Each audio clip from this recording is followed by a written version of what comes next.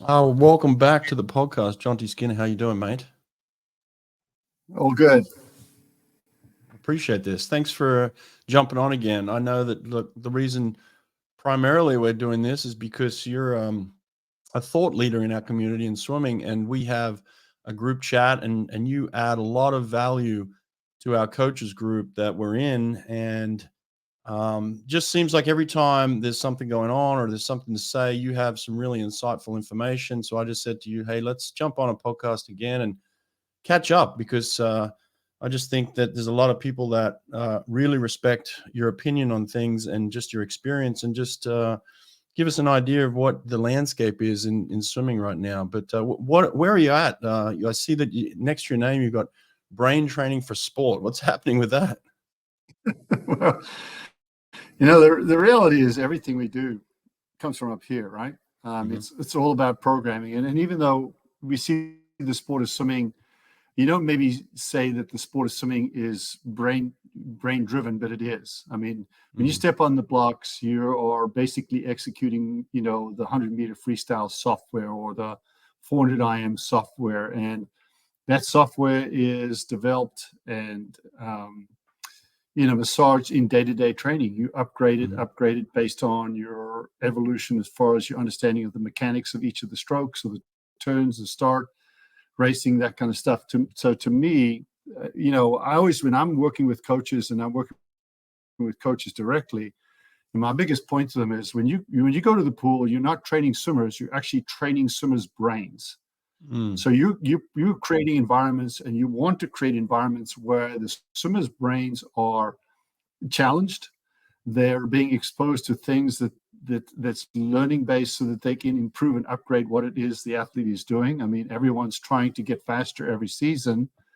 You can't exactly do the same thing and expect to get the same result even. So you have to be able to do and be exposing the brain to dynamics that help the brain expand, become more robust, more comfortable with being able to execute at the velocities that you want to execute at.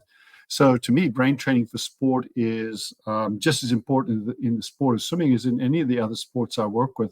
And I work with sports like soccer and golf as well.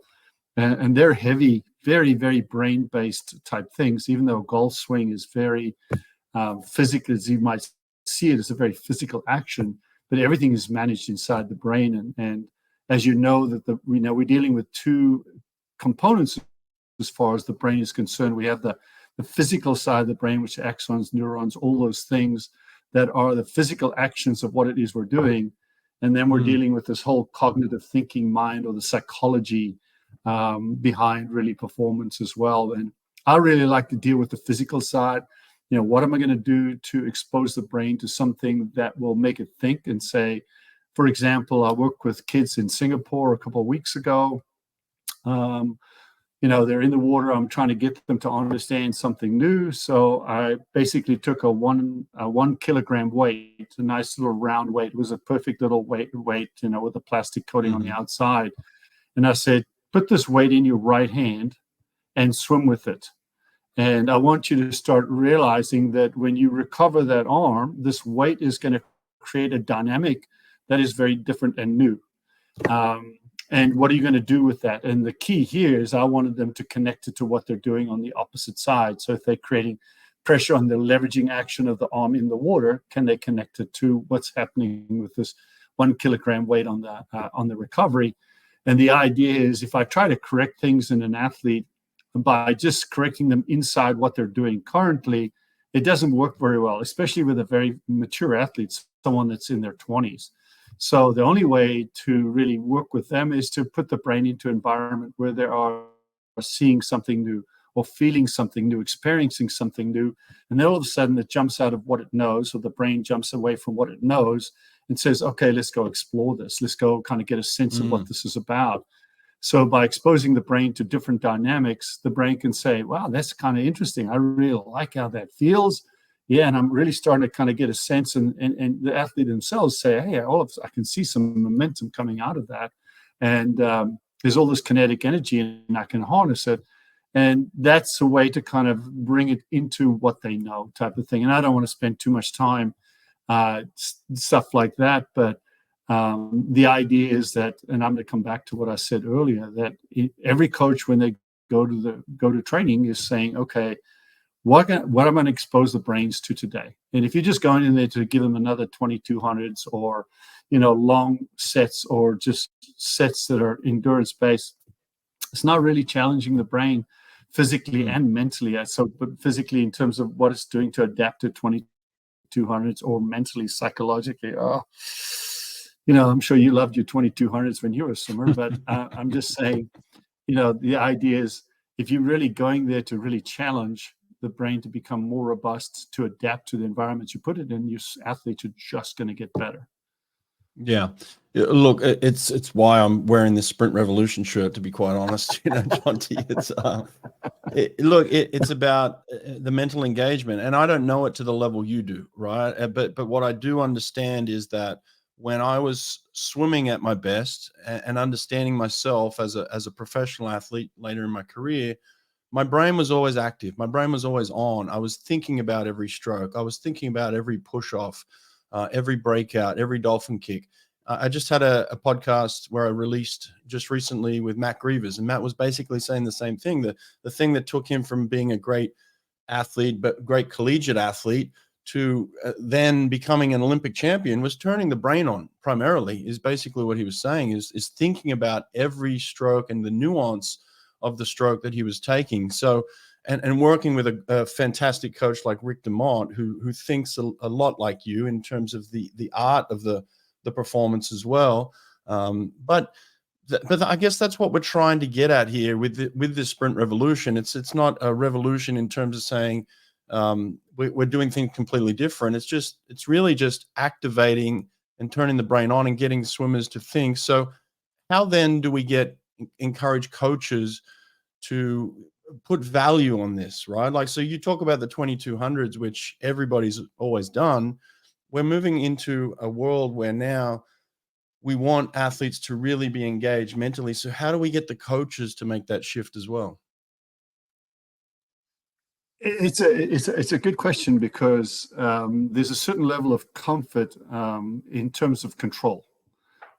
I can't speak for all coaches, and I think it was easier for me later on in my career to kind of take this point of view. But there are a lot of coaches that don't like to lose control of the narrative, of the environment, of what people do or think or do inside their environment.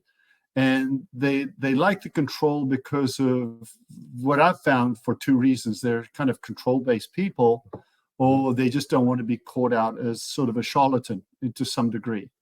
And I think one of the biggest fear a lot of coaches have is that someone, somehow, somewhere, people are going to realize they know nothing about the sport. They really don't really know enough about the sport.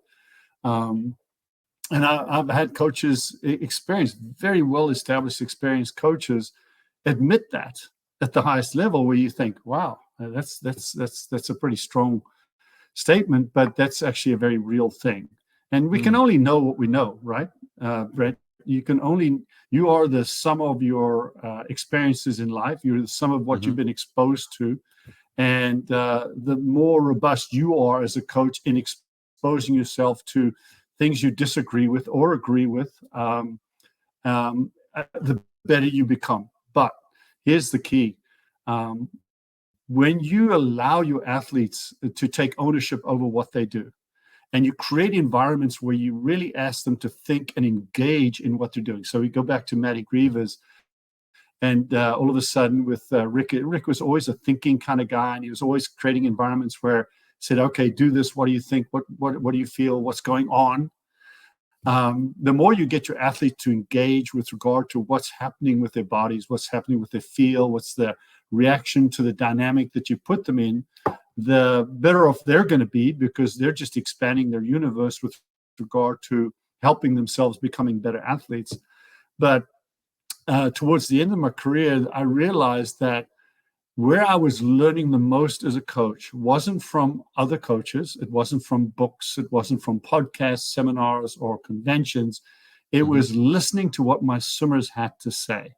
And I think that to me, I learned more from listening to them than I did from any other environment.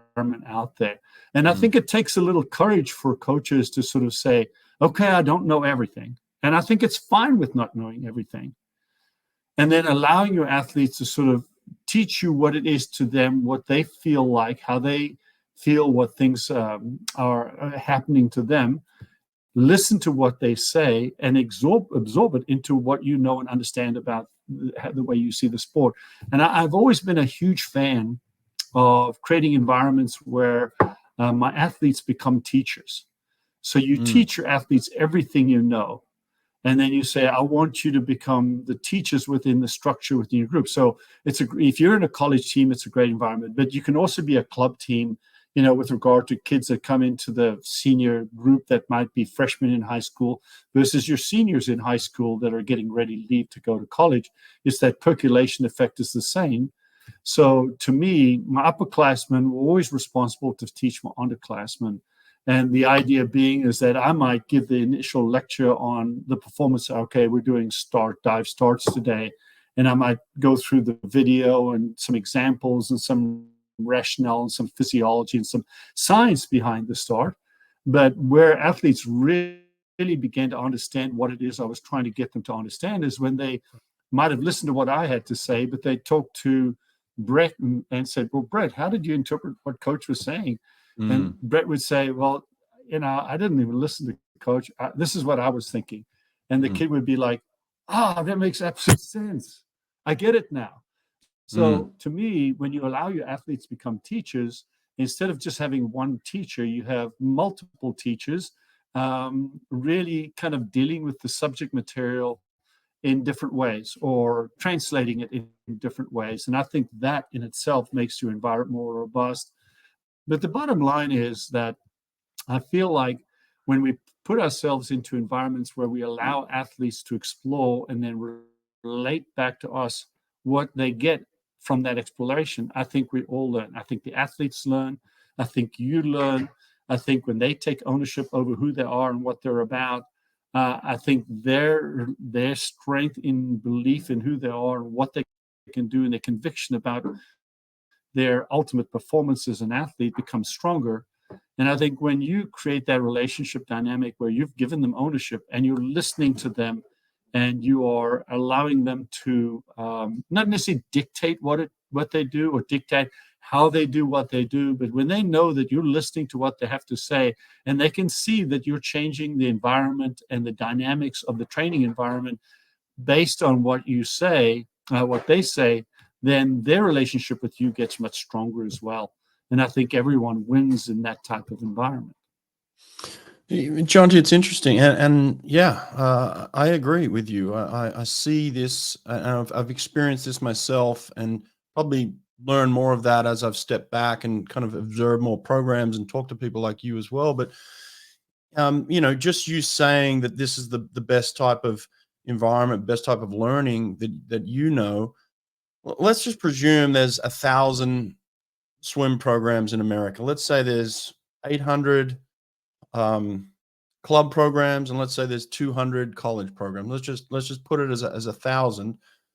How many of those programs are teaching the way you think is best, like this? How realistically in America right now, how many programs are teaching like this? I'm probably thinking there's maybe 20%, 20, 30%. Right. And I think that's probably high. Yeah, it's pretty generous, I think. Yeah. I think. Yeah. I still think we're stuck in our old ways of coaching and teaching and learning even. So I don't know. I see change happening. I see people doing it. Fantastic coaches out there. Don't get me wrong. And I've had more contact with the college side than the club side. So I'm talking about people like Todd DeSorba. I'm talking about Dave Durden, people at the highest level who I feel like are getting it and understanding it and really connecting with their athletes. But yeah, it's still very limited, isn't it? Well, yes, but you see, I just think that's part of the system. It's systematic, right? If at the top, if the people at the top are out there saying what's important to us as a community, and the community we're talking about is the United States swimming community, and saying this is the tact. These are good practices. These are the things that are very successful, and sort of creating a cultural environment that allows coaches to see or interact with or understand how the dynamics work in some of the programs that you talked about. That allows them to listen to see those type of things and then try to incorporate them into what they do and how they do what they do, because everyone is limited based on to the pool size, pool space, athletes, age, all those things. They're changing. But conceptually, I've always been someone that felt like I wasn't in the pool every day coaching. I was in the pool every day teaching. And I spent a lot of time kind of taking opportunity to teach them to understand more so they could teach back to me. Let me give you an example. I'll give you a good example that coaches can relate to. I was working with an athlete a couple of weeks ago, and I wanted them to get a much better understanding of the connection, the body-based connection in that initial part of grabbing hold of a piece of water, say in the dynamic of freestyle. And they were a straight arm recovery kind of dynamic freestyler. So I had them do a land exercise on land, a dynamic on land, where they took an elbow bridge, and I had a 2 kilogram weight on the deck, and I wanted them to alternate arms, take that 2 kilogram weight, extend the arm out, hold it, kind of Tai Chi, and just alternate arms, and just feel that connection between that full extension of the hand, right, with the posture and the body in line, perfect posture, and just did that for 30 seconds, and then got in the water and did basically 4 cycle sprints, a couple 4 cycle sprints. Come back, do the Tai Chi with the weights and the 4 cycle sprints, so that perceptively on land, then creating a very strong dynamic between that fully extended hand and that connection to the core in terms of what they're doing. So that's just putting them into an environment where we go land to water, to really create an environment to help the brain fully understand how to be most effective at applying pressure in those points where you create the leveraging position that you want to use to shift that shape forward type of thing. So to me, that type of environment that's a learning environment. That's an exposure environment. It's training, but you're helping the brain understand things and the dynamics that you want to understand, because you're looking for, at the elite level, you're looking for, in some cases, even 1/10% is a plus, right? Yeah, but Jonty, the problem with that is that it takes away from yardage, takes away from us swimming up and down the pool as much as we can in 2 hours. So like, how then do we fit in something like this, where you're talking about turning on the brain and teaching and education and communication, and then still getting in the time that we supposedly need to get in the amount of yardage that we need to get in a particular workout? Well, I mean, you have to find ways to fit it in there. I mean, it has to be part of your training.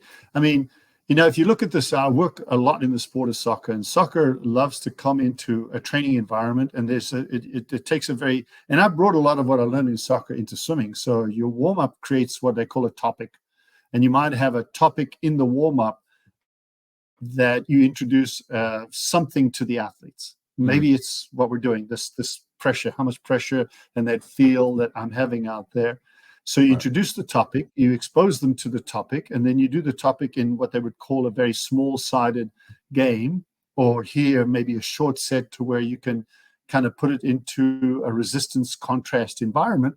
And then maybe towards the end of practice, you put it into the full practice or a set type of thing. But in that dynamic, you're taking what the brain has been exposed to and hopefully learned to incorporate what it is they're going to do later on in terms of a fitness environment type of thing. So you encompass all the elements of a practice, opportunity for a kid to not only gain fitness, but fitness conditioning, but exposure to new dynamics that make them more understanding of what it is they want to do at a high performance level. If you've just come in there, like a lot of kids will do a preset, main set, warm down, done. Right? Well, if you come in, you say, in my preset, I want to expose the brain to X. and they want to be very conscious in the preset of what X is. And maybe somewhere during their preset, you're really isolating down what X actually is, and they're working it on in isolation. And then you're looking at them in the preset to how they handle it. And then you're on them during the main set as to, okay, what's the dynamic doing? How many strokes are you taking per lap? Can you take one less? What are you doing to take one less? So you're constantly on them on a psychological, mental level to stay engaged with what they're doing in those types of environments. So, it just depends on how coaches approach it. But the bottom line, I think, is that I think as a community, and I think this starts at the USA swimming level, right? As a community, we're not doing the job, I think, to really help coaches be exposed to the type of environments that I think they need to be exposed to. We're successful at this stage because we have pockets of performance around the country that are successful doing what it is they're doing, and we're living and dying on the ability of those pockets to be able to perform. But there's no coordinated effort to make this a type of, I think, an opportunity as a country to where if we actually take everything that we have, all the opportunity that we have, if we compare ourselves to, say, Australia, and we say, well, Australia is probably relative in terms of numbers, in terms of population, maybe not even population, but definitely in population of swimmers.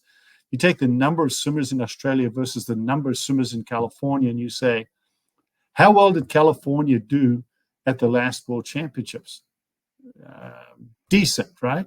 Mainly because the college kids that came from other parts of the country into California, that's where they train. But generally speaking, at the club level, how well did California do? Not very well compared to what Australia is able to do with a similar number of people. So I feel like as a country, if we get a brain trust engaged as far as our country is concerned and say, let's really, really take it upon ourselves to create a community of thought. And that's a combination of even ASCA and USA Swimming, because ASCA sort of hit a couple stumbles through COVID and stuff like that. And it's just starting to get a little bit of a resurgence again. But there's no streamlined, coordinated effort to help support swimming the way it needs to be supported. Yeah, it's an interesting topic, right? Because I'm fairly close to the situation here in regards to USA Swimming and Australian Swimming, and seeing the results that both countries are having recently. Excuse me, for some reason my printer decided to go off. It's kind of rude of it. I just went to Australia, Jonty, and this is kind of what I'll tell you observationally of what I saw. I went to a couple of programs, Michael Bowl, for instance, where one of the best coaches in Australia, and I went down there for a couple of workouts just randomly, walked in at any particular time. It wasn't unannounced, turn up. On the pool deck, I see sports scientists, including physiologists, biomechanics, nutritionists. I see coaches, head coaches, assistant coaches working together. But I see Michael Bowl working with an elite group of 12 to 15 athletes, right? Like that's his group. That's his elite group. And that's what he works with every day. And so there's this, and then you go off the pool deck and you go into the gym and you're dealing with people that are specifically there for the strength and conditioning. I mean, elite people with degrees and understanding of swimming. And it's not just, here's the football coach kind of thing, and he's going to take you through something that's going to resemble strength, right?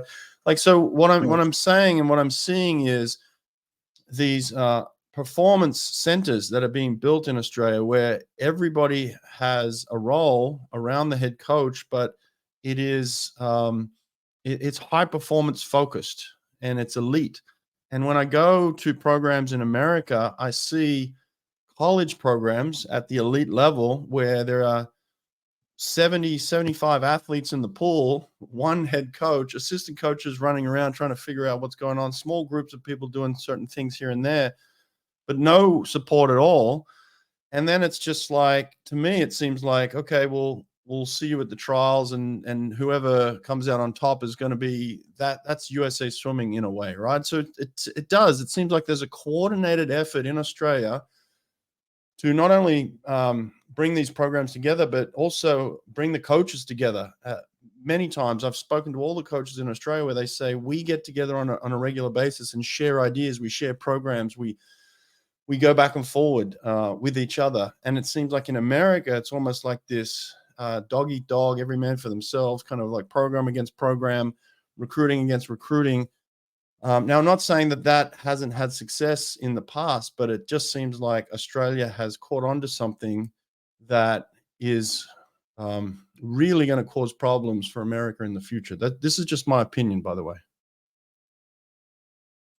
Well, I know that they had a camp not so long ago where they brought in all the young male sprinters, all the young sprinters, and they brought them in for testing, evaluation, training, interaction, talking, discussion, sharing. And the group was focused on LA. I mean, not Paris. This was a group for LA. And here they are creating a training environment, a cultivation environment, looking at the future, well down the road with regard to performance at the Olympic level. USA Swimming has camps. They've done camps, junior camps, select camps and stuff like that. It's very hodgepodge and mishmash, and it's kind of throwing stuff at the wall, but there's nothing really coordinated at the swimming level, at the national level, as far as USA Swimming is concerned. And I feel like it's a misuse of probably resources with regard to, you're going to have X amount of resources that you can use to enhance the performance of, say, our kids at the national level. And it's important that we really do everything we can to enhance the performance of the athletes at the national level, because that's your recruiting base. That's really your where your base of your swimming comes from. Because when your team does exceptionally well at the Olympic Games, everyone wants to be Michael Phelps, or everyone wants to be Katie Ledecky, or whoever the great swimmer is at that year, at that point in time. As your kids are exposed to those kind of dynamics, that's why they choose the sport of swimming.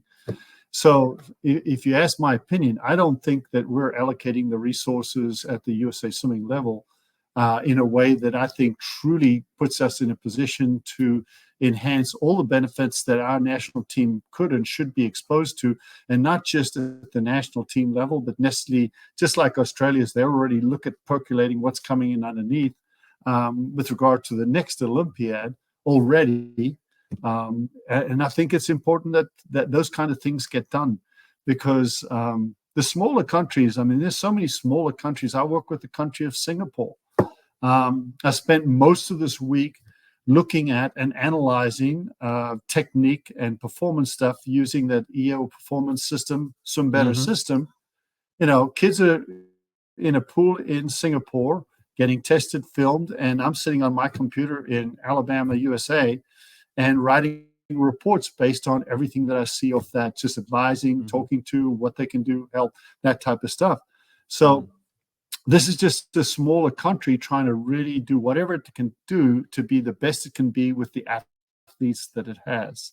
Australia is doing the same thing. Is America doing it or approaching it that way? I don't think so. I think they're missing the mark by 100 miles. Was it a fluke?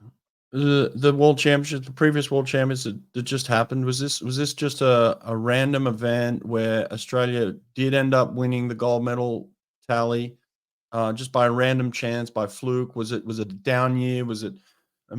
Tell me that America's still on top. Tell me that America's still the number one team in the world. Jonty, come on. We're in the same group, and we're interacting within this group early on in the World Championships, and I was one of those people that said, "Listen, hang on, America's been there before. We've had a bad first day and a bad second day, but we always managed to turn it around, and get that ship steaming in the right direction, and then we just barrel right over the top of everyone. But it never happened this time. I mean, by the fourth or fifth day, you realize the writing's really on the wall. And so is it an anomaly? Is this something that, it's just Australia hit a high and America hit a low, and that was the result? Maybe. But the problem is that if you go back in history, and if you go back and look at the historical perspective of USA swimming, and I'm not going to go back too far. Let's just go back into the 1980s. That's 30 years ago, 30, 40 years ago. The worst world championships we had were in 1986. And then we followed it up with an even worse performance in Seoul in 1988. And that really was the catalyst behind creating an actual, what we call a national team director. And we were very, very fortunate, I must say, that we actually hired Dennis Pursley to be our first national team director, because I don't know that we would have set ourselves on the path that we did if we didn't hire Dennis at that time, because Dennis he's a bulldog when it comes to what his job is. And I think he did a fantastic job of creating the initial environment as far as the national team is concerned, and the focus and the emphasis and those types of things. But I felt like that's sort of disappeared to some degree. When Dennis left, we went through a couple of different people. Eventually, Mark came in, and there was, Mark for a while created training centers and isolated training centers, so to create opportunities for our national team athletes to raise the bar, so to speak. But those frittered away eventually, and eventually he left. Frank came in, and Frank, not to dinner, I love Frank. He's a great guy. I mean, he's a great swimming guy, but he's not a very science-based guy at all. He's never been a science-based guy. And I remember standing on the pool deck in Kazan at the World Championships in Kazan, which is 2015. And we were really struggling performance-wise in the sprint events at that competition. And I was talking to Durden, Marsh, Rocket.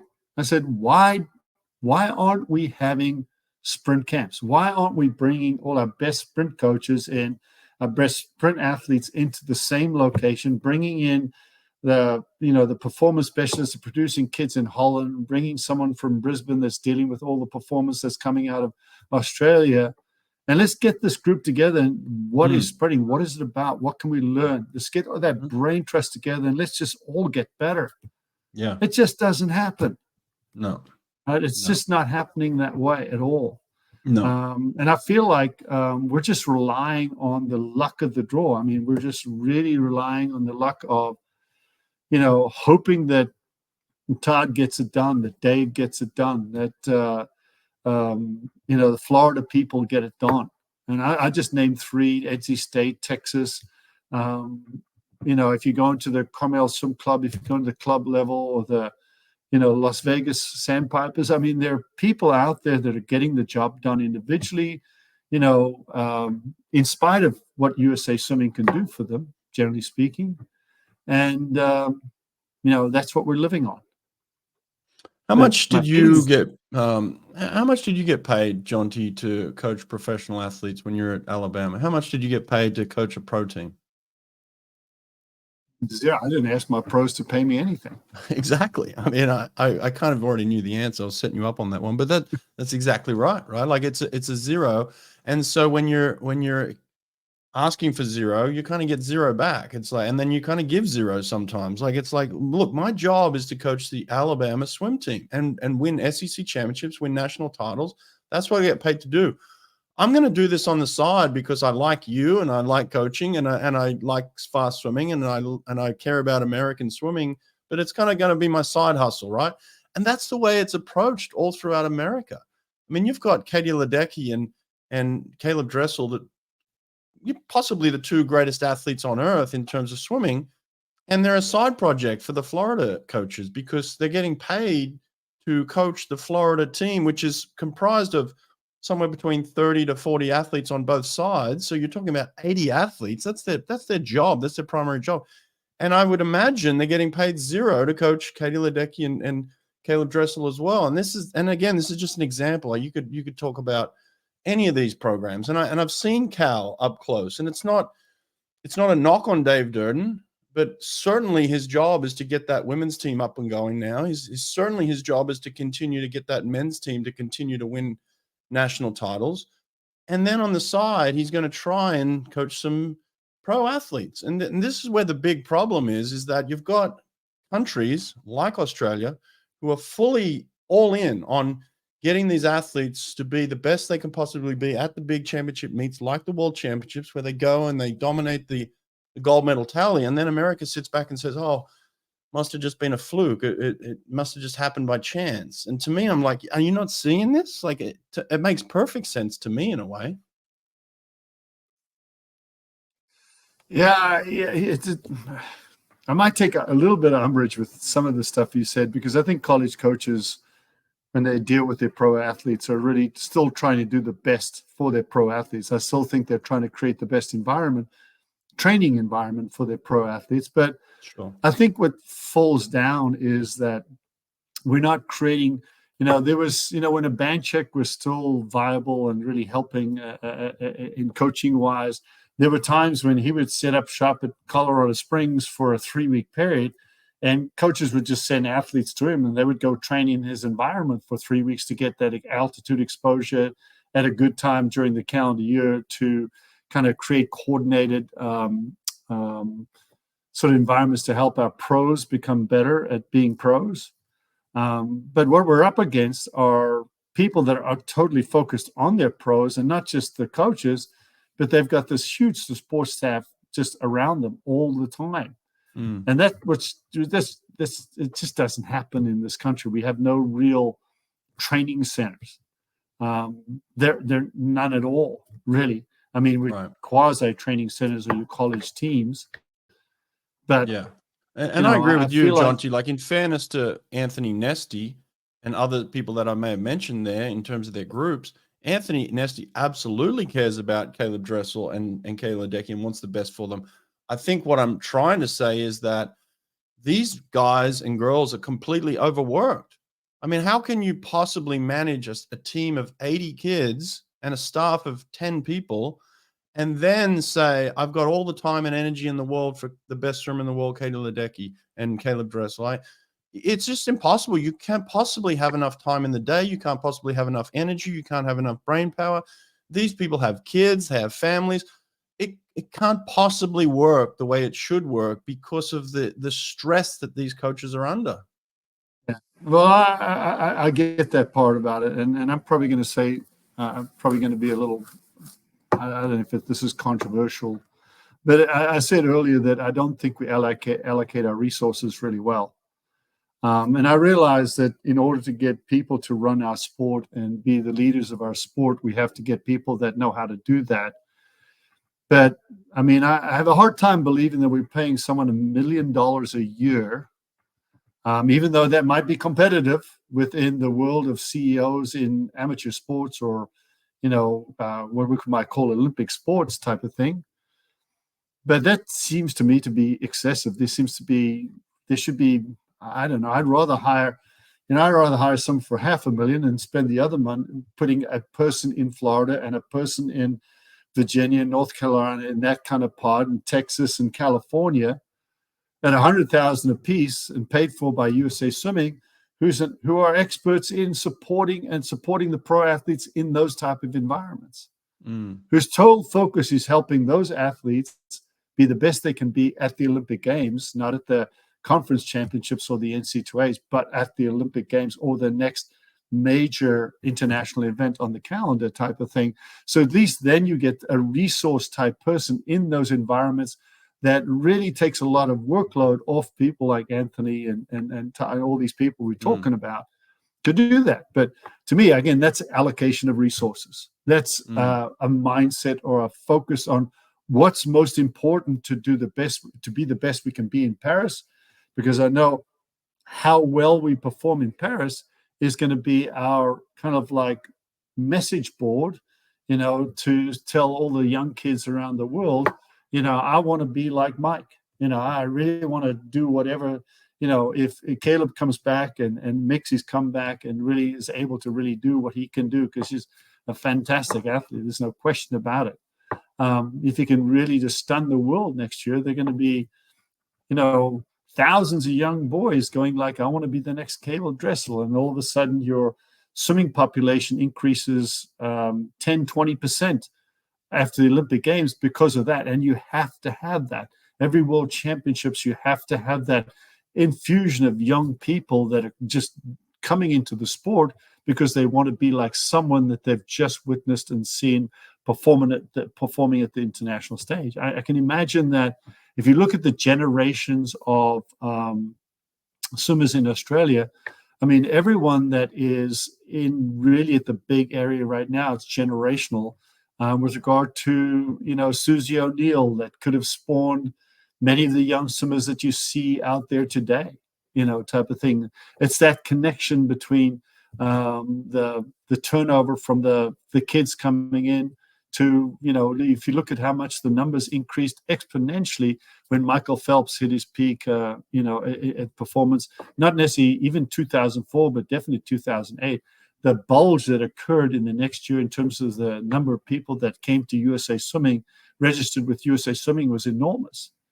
And as you continue to get that bulge getting bigger and bigger, your base gets bigger and bigger. But my bottom line is that if we keep putting ourselves in a position where we allow the pods to be successful in isolation, then I think we're not hitting the mark at all as a country. Right. Yeah, it's hard to disagree with that, and it's kind of there. And look, I don't see how it improves much for Paris. Now, like you said, you're getting Caleb Dressel, you're getting some athletes back. Maybe some of those ones that swam at the World Championships this year who are young, they're maybe a year older. So now we're talking about a little bit of experience, a little bit of maturity. So maybe those 20 silver medals turn into 10 gold medals, and maybe it does turn around completely. But I do think, like you said, there are still major things that need to be looked at and analyzed, and maybe even questioned and changed in the future based on some of the things we're talking about. Is there anything else that you're noticing around the world? China's had this resurgence. What are they doing? I mean, the other smaller countries are having successes as well. It just seems like the world is getting smaller. It seems like information's getting spread out, and it just seems like this. From when I swam and you swam, Jonty, America was held up in high regard. When you walked onto a pool deck, you looked up at America, all right, and America looked down on you, and that's just the way it was. And it was a crazy period to be in because America was just this dominating force, and I feel like that shine or whatever that is, that mystique, has kind of been taken away a little bit. It's gone, and it just feels like America's another team. On some levels, yes. I can't disagree with you in what you're saying, but it is a reflection of the world that we live in today, the media, the excess of media that we're in today. I mean, the sharing of ideas on platforms that we're both part of one. We're both part of that platform in WhatsApp, which is a huge sharing platform. And there are coaches from all over the world on that platform that are gaining access to thoughts and ideas from the brain trust within that platform. And that was just created by coaches that want to just get better as coaches. And that was just an instinctive reaction to the COVID environment. And I think it's really spawned out to be a really, really successful platform for those coaches that are lucky enough to be inside the platform.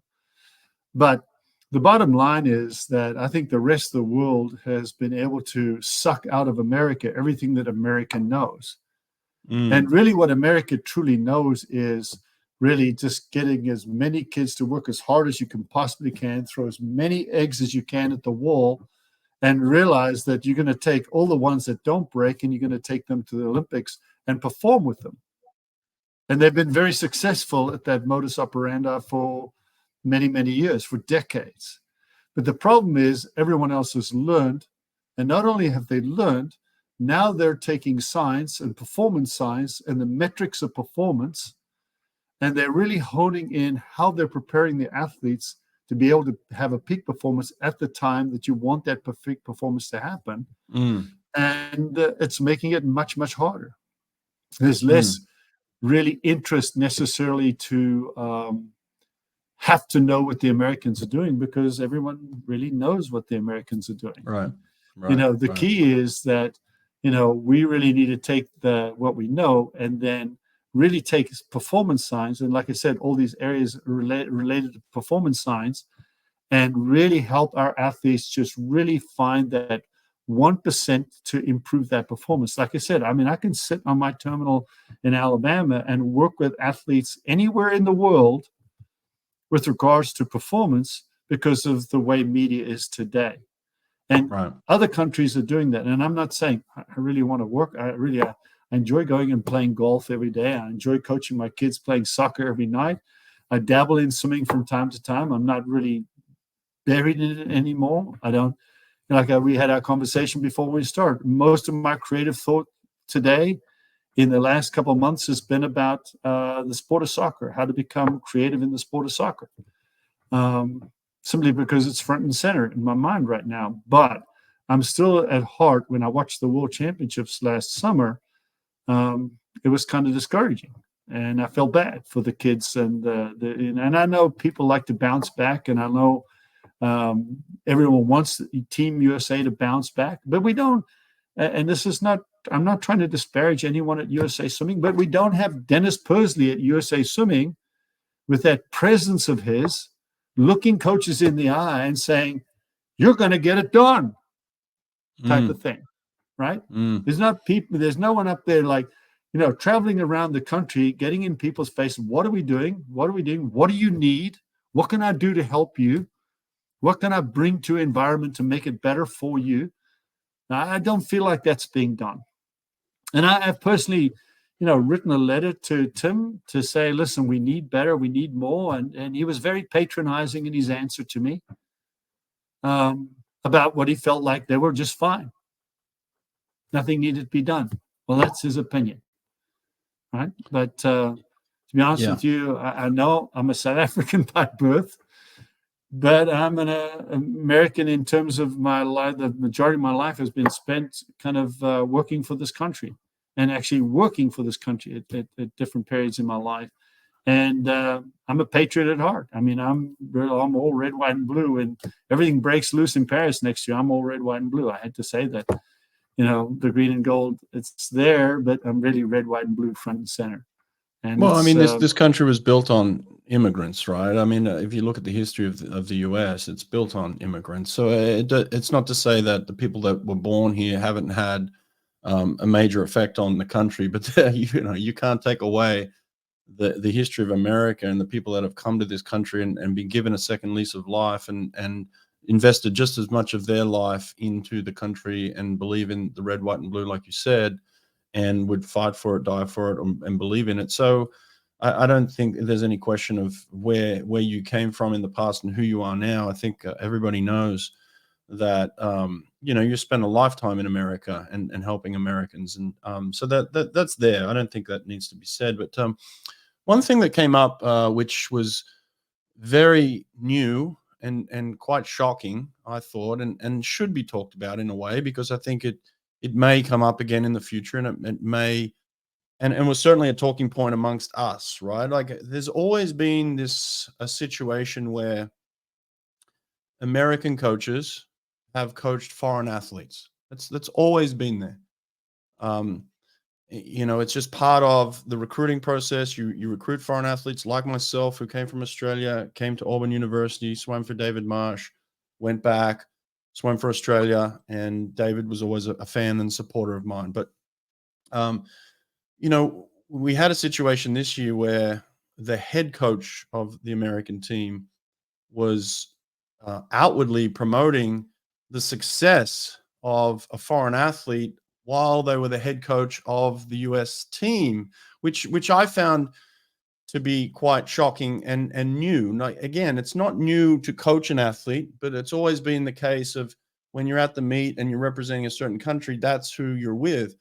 Now Bob Bowman, who I love Bob Bowman, and I think this is where it's been mixed up in some regards.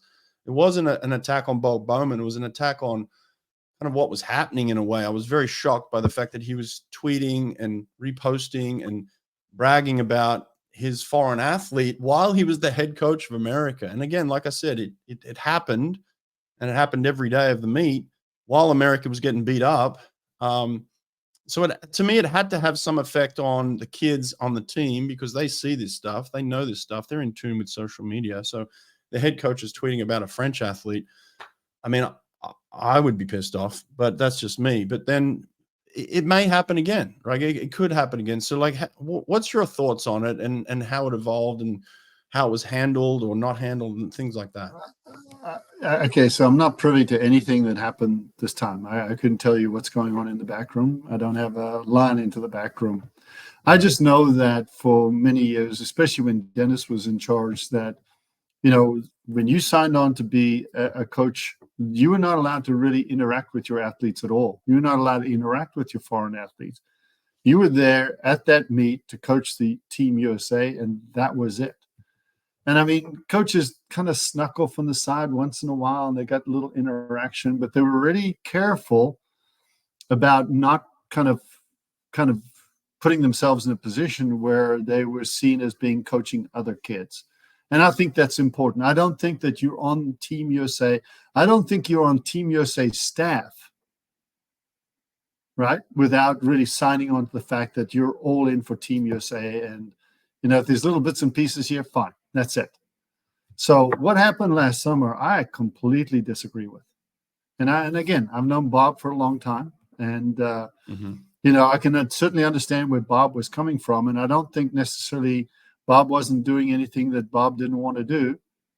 But the buck stops at who's in charge of Bob. You know, who's Bob's boss? Right? Who's managing that side of things? And I think that's where the problem is. I think we need strength in leadership. And again, it's hard because I haven't interacted at all with Lindsay. I've interacted with Tim. And my intimation has been that we need a lot more coordination strength coming from those types of positions. Because I just think that, you know, last summer was embarrassing. And I hate this, and I'll say it publicly. I'm sorry, Bob, but it was embarrassing. And I don't think it should have been handled that way at all.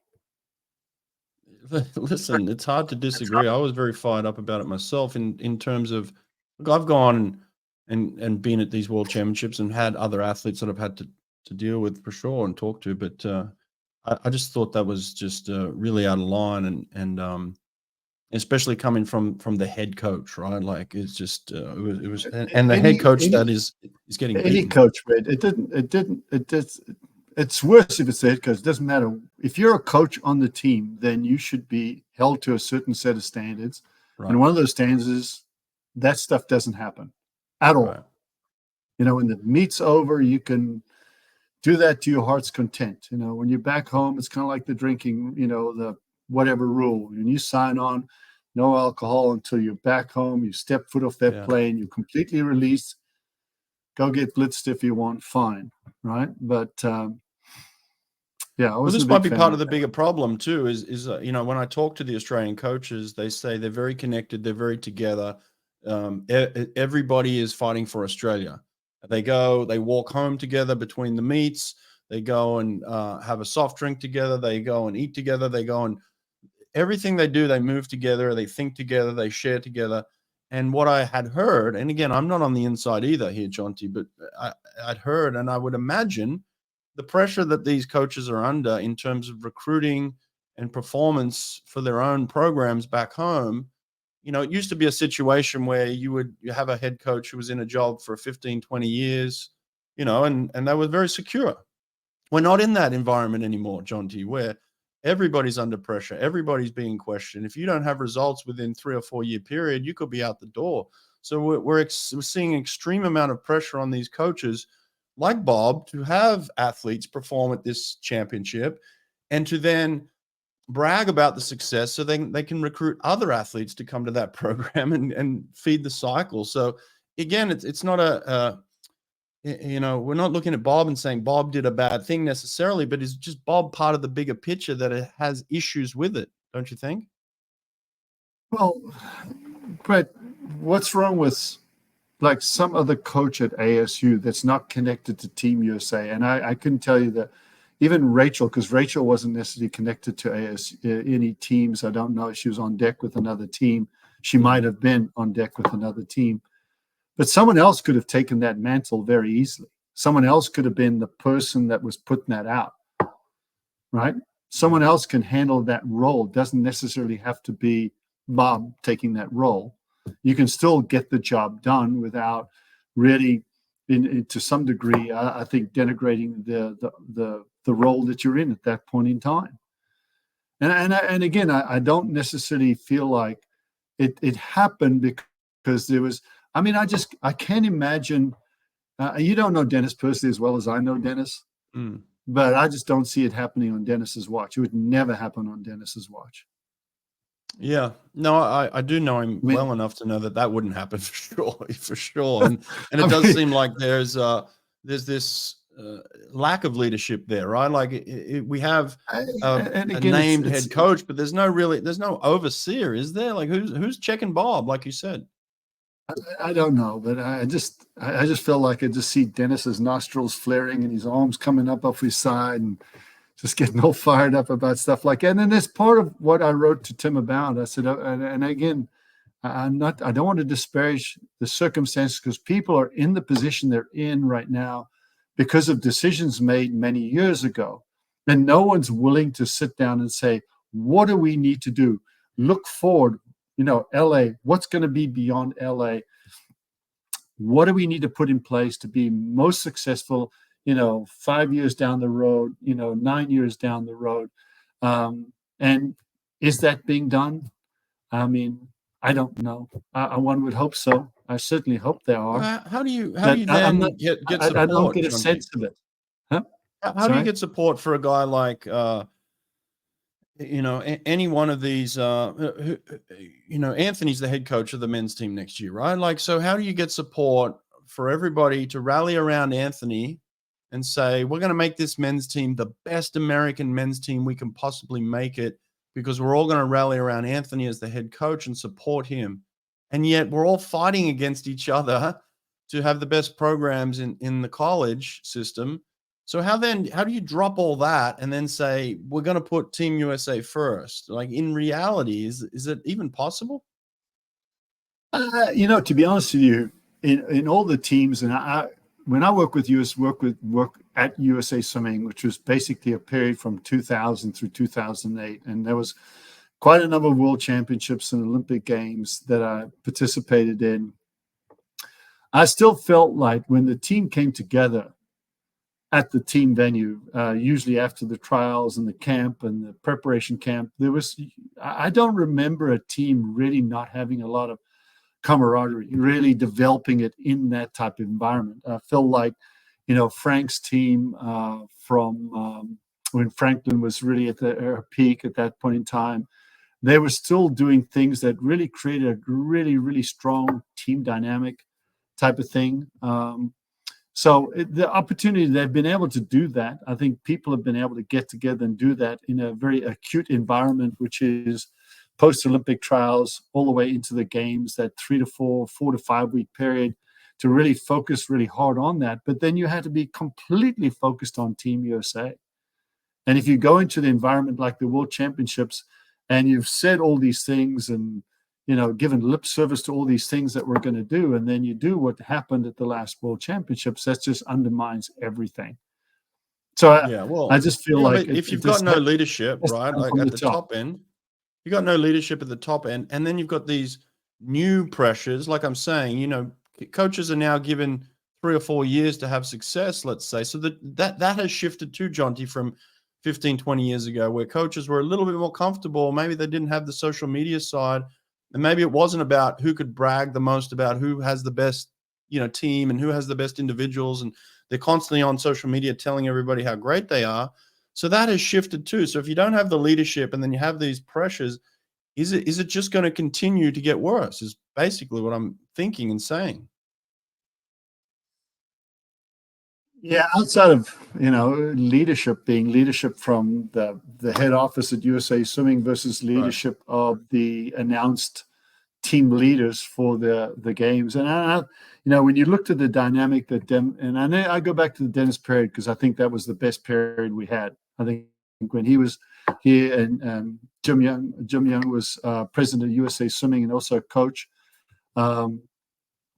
We really had, I think, a lot of good things going because we had a really dynamic coach who was the president. We had an ex-dynamic coach who was the national team director type of thing. And I think we had a lot of focus on helping USA Swimming become the best we could possibly be, giving us the best tools to get there type of thing. And I felt like it's disappeared after that. I think after it kind of slowly disappeared and dissipated since probably 2008 and even more so since Frank left the program. So I don't feel like it's at the same level that it could have, should have been. And the system that we have in place, it seems like everyone has these people in their system that they might not be a head coach per se, how we pick them, men's and women's head coaches, but someone that's traveling around the country that's right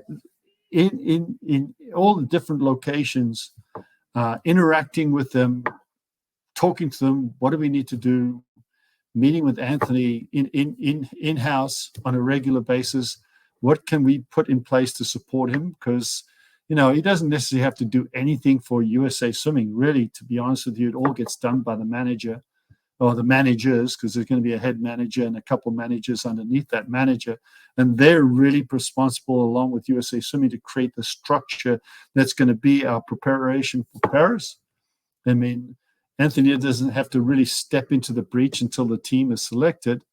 But there's a lot of stuff going on that I think can be helped if there are people meeting with him on a regular basis. And then if he has someone on his deck that's paid for by USA Swimming, that helps his program become a better program, specifically with the pros that are getting, that are most important, getting ready. And, maybe have someone on the deck out in Virginia, although Virginia has a really good non-USA Swimming practitioner that supports that program very well in that environment. But, if we don't have these people supporting some of the people like the head coaches to make sure that they're not overstressed and overworked, so that they actually get to that final run of the last 3 to 4 or 5 weeks.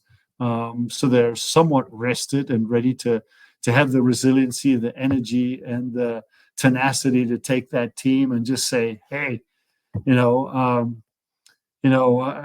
the best speech, probably one of the best speech I ever watched at the Olympic Games was in 2000. And it was the team meeting that we had the night before the Olympics started, and everyone got in a room, and the coaches spoke, and we didn't have necessarily a very good first day per se relative to the results, but that just fueled the catalyst. I mean, people just came back the next day and just wanted to just, whatever happened there was an aberration, and how that meet went. But I remember it was in that meeting, and Mark Schubert kind of finished that meeting. He was the last person to speak, and I don't know where he got this device or this tool, but he gave a real good impassioned speech to the team. So I remember feeling, I'm feeling pretty good. And he said, and he took this urn. He had this big urn, and he said, we're going to be able to give a whole bunch. And he poured some water. He tipped this urn up completely upside down, and he put it back on the table. And he said, we're going to need to find some more. And he took that urn and he turned it over again, and some more water came out of it into the receptacle he was pouring it into. And people were like, well, that's pretty cool. There's some novelty to what he had actually done. And he looked everyone in the eye and he said, you know what? We might actually really have to dig down deep and find something more. And he turned that thing over again, and more water came out of it. And where it came from, I don't know. Whatever trick, smoke and mirrors. But I guarantee you, every one of us walked out that room, man, we would have punched hole in walls because we were so energized for Team USA at that point in time. And I was just a sports science guy, but I was walking out the room going, okay, bring it on, baby. I'm ready. I can imagine the kids were just out of their gourd. type of Well, thing. it'll be interesting, it'll be interesting to see how this develops. Either the USA come back in Paris and they finish on top and have another successful campaign and nothing changes, or they get beat up a little bit and either win by a little bit or don't win the medal count, the gold medal count again, and we may see some major changes. So it'll be interesting. I think there's a lot of pressure on a lot of people over the next kind of 8 months to see what kind of how this all shakes out. I can tell you this: the Australians, from just the Australian point of view, are extremely focused on matching their performance from the World Championships. There's no doubt in my mind that they want to go back and have the same Paris Olympics that they did at World Championships this year, and everybody is completely focused on that. So that will be interesting. They're up for a fight. I know that, like I said, China's really strong right now. The smaller countries, the European countries, have got their bits and pieces here and there, and they're going to compete. So cumulatively, put it all together, it's going to be a very competitive year. Great Britain, oh my God, Great Britain look incredible. They got the 200 freestylers for men right now. They got like 4 of the top 6 guys in the world. That's incredible. The Australian women have like 10 girls that can go under 53. Guys that didn't even know their names a couple of years ago. You know what I'm saying? There are a couple of people in the. So I mean, the pool is huge right now. Yeah. Right, and so it's it's too bad. We should need to start the meet tomorrow so we can just get into it. But we can't. We have to wait for it. But I hope. I mean, I'm not the kind of person that says, I hope we fall flat on our face so we can really sit down and have a real, meeting and say, listen, let's solve this. I don't.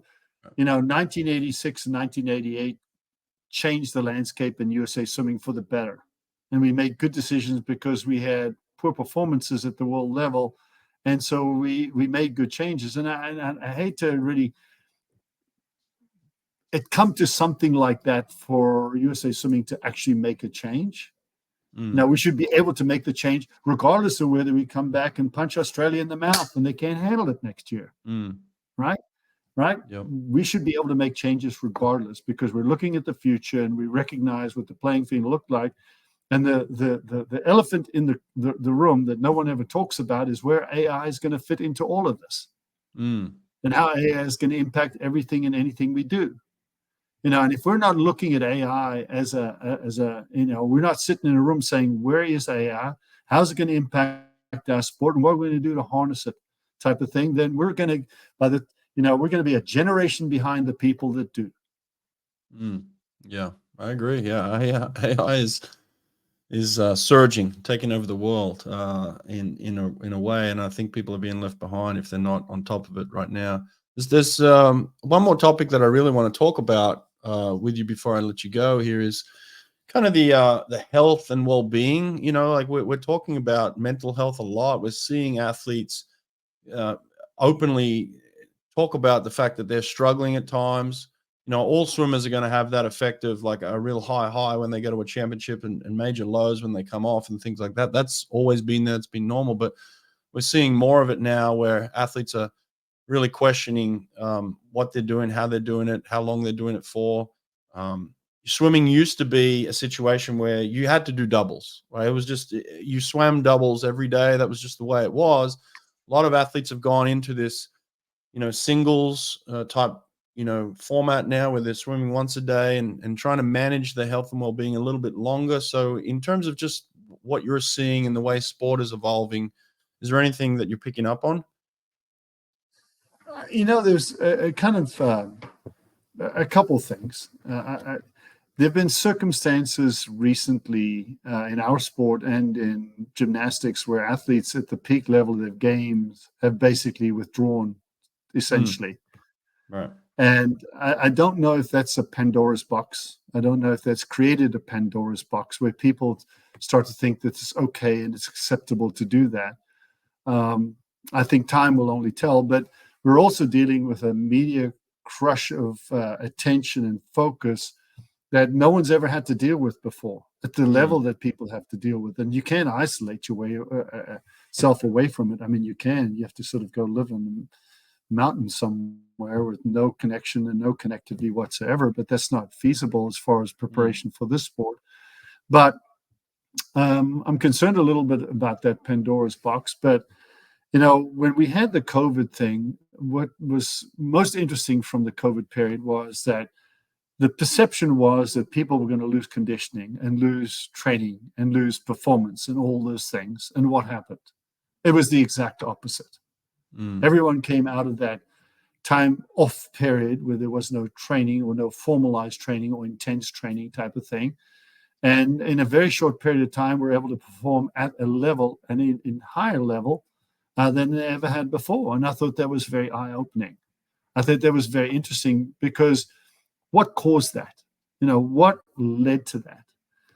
I think on probably the thing that was probably the most prominent thing that led to that was the psychological, the mental, this level right up here, because I was lucky enough. Jason Lezak called me up and said, "Listen, we need some help. Can you help coach the Cali Condors in the ISL?" And so I said yes. It was a great experience. I loved it. It was a lot of fun, except someone poking a freaking thing up my nose every week. I got sick and tired of those people. But one of the most interesting things is that early on, the first meeting we had as a team, Caleb has a fantastic presence in a room with people. And I don't want to, it's a PG audience, but he said, he said it very differently, but he said, "I am seriously hungry for competition."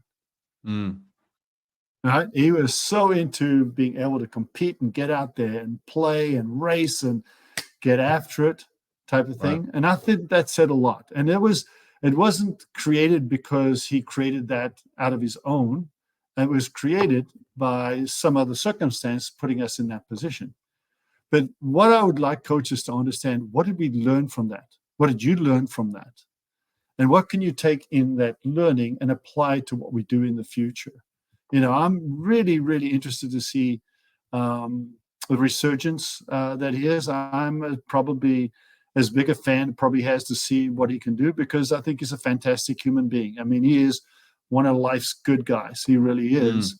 To see if he finds that hunger, and then not just, I know he has the hunger. There's no question that he has the hunger. Physically, can he get it back and sharpen it up and hone it up so he's ready to go? Because if that guy is hungry and ready to go, dangerous animal. Don't want to face him in a dark corner. Right. Yeah. There's no doubt about that. Well, the bottom line I'm trying to say is, just learn from these experiences that we've had as a sport. The environments have been put into as a sport, and just don't rush headlong and just train, and just sit down and think about the health, the well-being, and what can they, and sit down in a room with your athletes. And I know Greg was great doing this. Greg Troy was good with Lochte, some of the people he coached, where he would give them complete time off and away from the sport. I mean, he'd give them months away from the sport. With the deal was that you could be away, but when you come back, it's going to be all, it's full on type of thing. But at least he recognized the need to get away and not train and do something else and be someone else type of thing, maybe type of thing. So I'm not sure it's germane to, but maybe, what we've been talking about, the health of the well-being of the athlete is the most important thing. And if we can avoid getting to the Olympic Games where, your top star gymnast just says, I'm done. I'm fried. I'm done. I can't handle it anymore. Your top sprinter just says, I'm just dead. I'm tired. I'm just physically, that's it. I can't handle this environment anymore. We need to figure out ways to avoid getting to that point, because we just don't want to get there to begin with. And if we're smart about what we're doing day to day, I think we can avoid it. Well, the bottom line is we do want that for our athletes, but we also need to recognize that in our coaches too. We need to support each other. I agree. As well. The first thing I did with Todd when I heard he did not go to the World Championships is text him and say, "Smart move, bud." I agree with you 100%. Not going to that meet is a really smart move to regenerate yourself for next year. Right. I don't know if a lot of other people did that, but I did that. Yeah, no, it's smart, and look, I think you're right. These coaches groups that we have are important. The way that we support each other, challenge each other. It gets fun at times, which I like. At the underlying cloth of both you and I is there's an Australian in there and there's a South African in there, so we have a little bit of fun sometimes with each other, and maybe the Americans, the pure Americans, don't understand that at times, but it's all respect, it's all love. But mate, I love this. I appreciate you doing this today. This is really cool, and there's a lot to think about and learn, and it's going to be a good year of swimming. I think there's going to be some fast It's gonna be a swimming fun this year. year, and it'd be really cool. All right, thanks, Jonty. Appreciate it, mate. All right, Brett. Take care, buddy.